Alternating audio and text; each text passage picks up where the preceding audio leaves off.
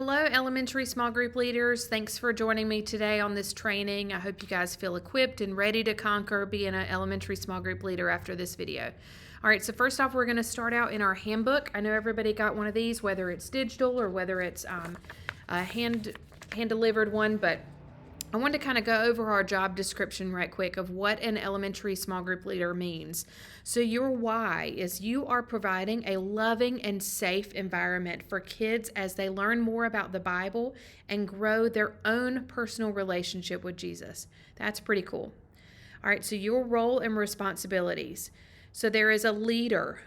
That leader leads activities, leads prayer time, greets and communicates with parents. And then we can also have an assistant in the room. Maybe the student in the room, the teenager, can be your assistant. The assistant assists the leader by helping with activities and helps redirect children who needs a little bit of extra attention during the activities. That way the leader can stay doing the leading of the activity.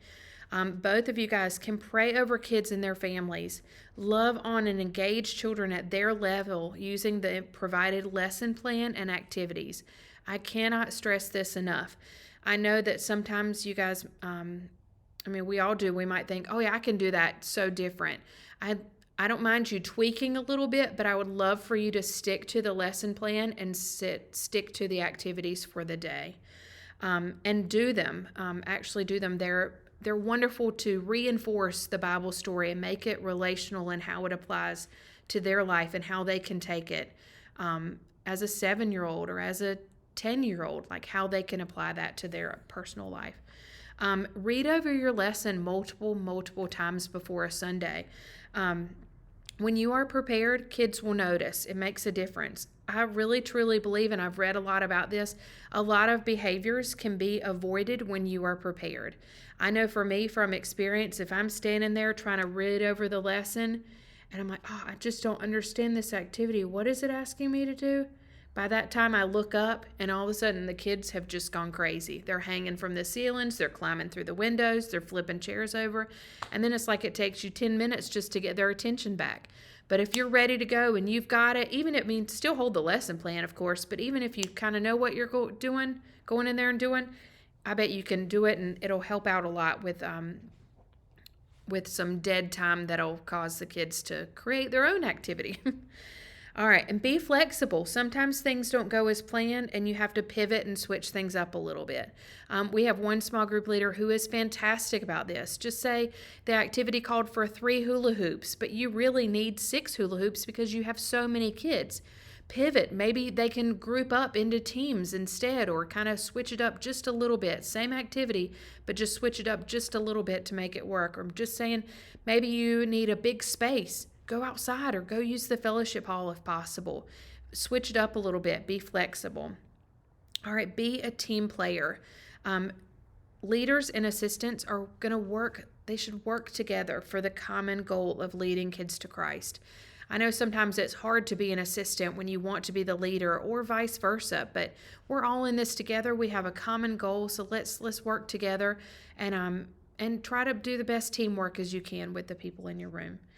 All right, if numbers are more than 10, we've had a lot of that lately. When this video was made, we have not switched to 3 services yet.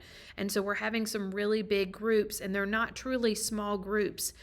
If you have enough capable leaders or assistants in your room, break up into groups. Have Sally come over here with 5 kids, and then you come over here with 5 kids. And you could do 2 totally different activities, and then in a few minutes y'all could switch. And it really works out well because you're giving those kids a little bit more attention when you break up.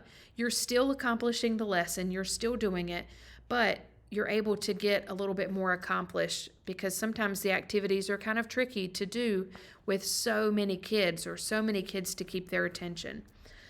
All right, so at pickup time, greet the parents lovingly and let them know something positive that happened during small group. Sometimes parents, they only get bad news all the time. We don't ever seem to give them good news. I'm guilty of that sometimes. So how awesome if we made a point to come up with something to tell the parents when they pick up, even if they were like, wow, they did a great job during the coloring activity. And I mean, just anything, come up with anything just to connect with the parents at pickup. And so also only assigned and background check volunteers for a designated service are allowed in a room. Anyone not scheduled to serve in that room should be asked to leave. I know this is tricky. I know we have a lot of amazing volunteers and people that want to serve in 902 kids. But when we have 7 leaders in a room with 6 kids, it's not helpful. It's really not, because we get to where then we don't feel needed. And then pretty soon we're talking to each other instead of actually interacting with the kids. And we want to have good integrity. We only can have background checked volunteers, adults in the rooms with kids. And if it's a student, I love for students to serve, but I want to check with them and actually do the whole process and interview them and talk to them and see if they're really ready and want to serve in 902 kids for the right reasons. If somebody's visiting you with that day, maybe your aunt's in from Hawaii or whatever and wants to serve with you. I love that she's eager, but no, I'm sorry. She's going to have to either sit outside or go back into church and worship a second time, but we just cannot have other people serving. And if you're not on the schedule, check with me. Maybe I need you in another room, but we might just not need you for that day. You could go into church, you could worship. I don't know, we could figure out something, but we just can't have, it's just not a hangout spot. I don't know how else to say it. All right. What else? Oh, discipline policy. I know that was one thing that is kind of getting tricky lately too. I think because we are growing so fast and we have so many kids, and we've got so many behaviors and kids with ADHD, kids with autism, and just different things. So we did talk about a little bit of a discipline policy in our handbook. Let me go to it really quick. But mainly we kind of talked about try to really do what you can. I can't even find it now, but anyways, but try to talk to them about it. Talk to the kid, go one-to-one and just be like, hey, Susie, I really see that you're struggling to stay in your seat today. I really need you to listen, okay? And then if she still doesn't listen, we can talk about our rules, be safe, be kind, be respectful. You can say, hey, Susie, I see you're not being safe still. You're not sitting in your chair. I need you to be safe, and so I need you to sit in your chair. And if she's still not listening, try a few times, but sometimes you just are going to have to call the hands and feet team for reinforcements to say.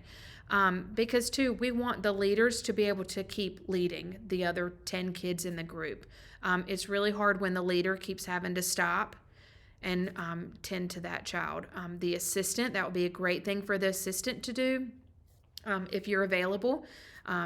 If the leader is leading the activity, if the assistant sees a kid that needs a little bit more attention, that they could go and take care of that so the leader can keep going. But again, sometimes you just have to call the hands and feet team.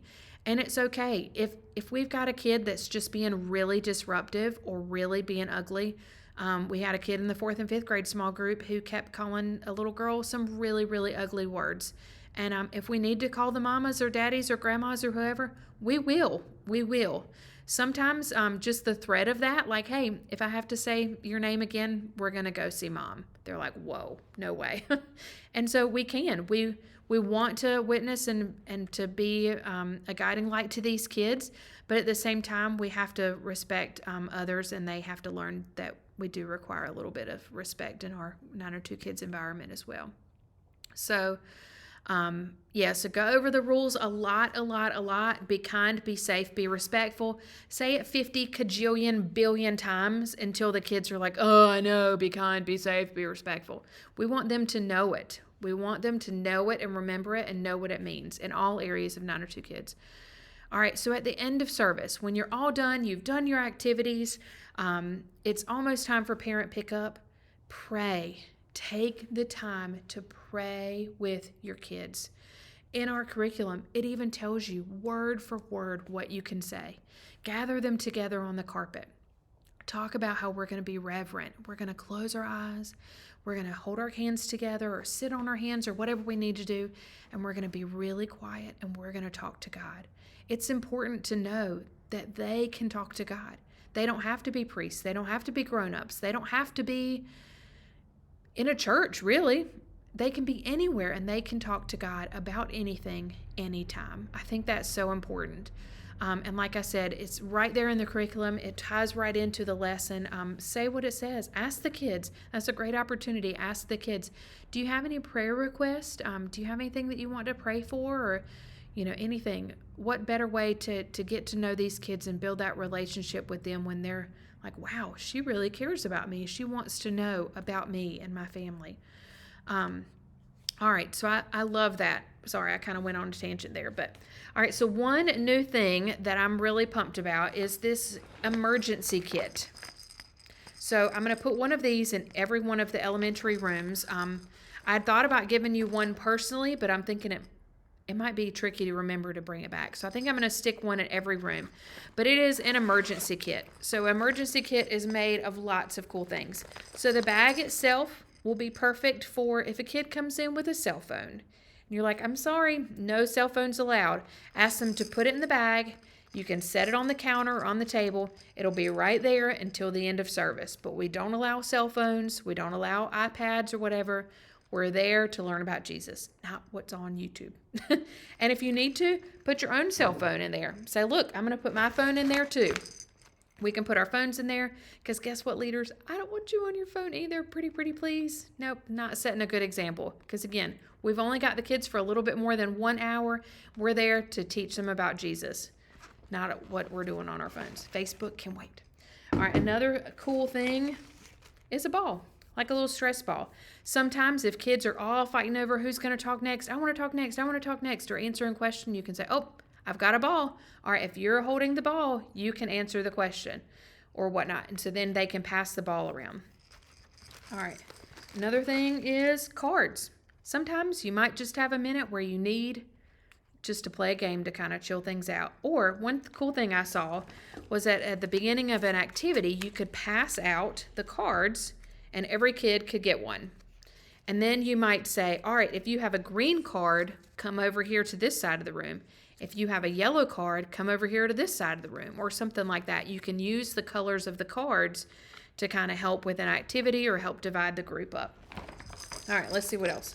Oh, a maraca. Boop, boop, boop. So sometimes kids need celebrating. If you've got a new student, you could break this out. Woohoo! Let's all say happy. We're so excited that you're here today. Or a happy birthday. You could shake it and sing happy birthday to a kid. Lots of different ways. Or maybe somebody comes in and they're like, oh, I got an A on my test this week. I can't believe it. I passed my test. Shake that maraca and be excited. Kids love to feel excited and they love to feel worthy and like they've done something special because they have. All right, stickers, same kind of thing. If you've got a kid that just did great, give them a sticker, especially the younger ones. Sorry, 4th and 5th graders. I don't know if your kids will be very excited about stickers, but kindergarten and 1st grade leaders, I bet your kids will really be excited about a sticker. So if you need to, bribe them with a sticker. I'd rather do stickers than candy. We do have a lot of kids that their parents do not want them to have food dyes. And I feel like food dye is just everywhere right now. So stickers have no food coloring, so we're good. All right, another thing is these really cool conversation cards. Maybe you finish up with your activities and your group is kind of feeling like they want to talk a little bit, but you don't know what to talk about.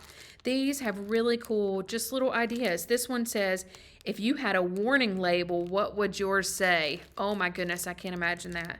Or what do you think is the hardest job in the world? Why?